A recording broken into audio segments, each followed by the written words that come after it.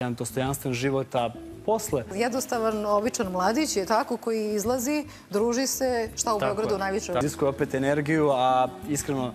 U tim godinama može i da se ne spava sutra. To mi se i sviđa što imamo zaista jednu disciplinu. Dogovoreno. Marta, kakvi su tvoji planovi u narednom periodu? Pretpostavljam da ćete promovisati vaš zajednički duet. Pa to smo već uradili. Mi smo napravili jedan lep spot, simpatičan, onako je neka komedija u pitanju. Drugačija je od svega što se gleda danas.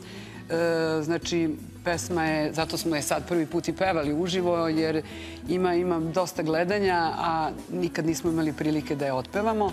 I što se mene lično tiče, ja tako napisala sam neke 3 nove pesme, pa sad polako jednu po jednu ću da snimam. Onako, iz ljubavi pa dokle stignem.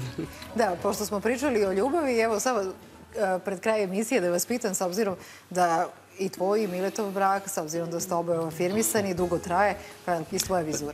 To nema veze sa poslom. Ja mislim, razumevanje je sigurno veće, zato što znamo sve tajne, što kažu one ružnije strane i tolerancija neka veća je sigurno prisutna tu, ali to zavisi isključivo od osobe do osobe i od čoveka. Mislim, možete vi da budete pevač, a da ne uspete u braku, i možete da budete i lekar, a može i obrnuto. Znači, uopšte nije bitno kojom se profesijom neko bavi da bi bio srećan sa nekim. Šta ti kažeš, Suzana? Isto slažem se sa Martom. Mislim, ima puno ljudi koji nisu kao mi izloženi javnosti. Mi smo javne ličnosti, sama reč kaže, i svaka naša reč, gest, mimika, sve se petostruko, ja mislim, meri, a možda i više. I nema nikakve veze. To samo zavisi od 2 osobe. Ili se volite, malo pre što smo pričali dok nisu ove upaljene kamere bile, puno razumevanja, puno tolerancije, puno praštanja, puno ljubavi iznad svega da bi jedan brak opstao.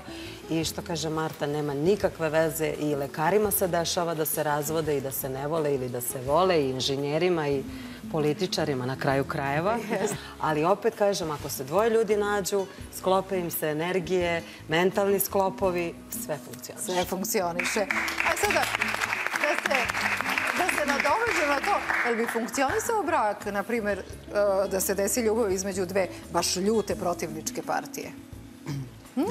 Kako bi to sva... Ne trpi emocije, je li tako? Ali ako bi se desilo ljubav između 2 ljute političke partije, šta bi, ili bi smeli da se želi vikendom? Imaš li vremena? Jeste, ja sam bukvalno od Nove godine nisam stala.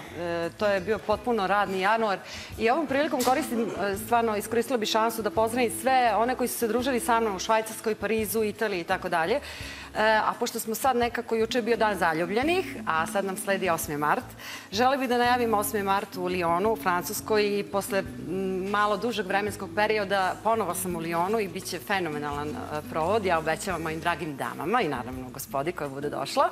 A 7. marta sam u Rumuniji. Biće to jedna predivna onako zabava, organizovala takođe u čast 8. marta, u čast naših žena. Eto, oni imaju prednost i sad sveci njih iz moj dolazak, u stvari potvrdit će moj dolazak u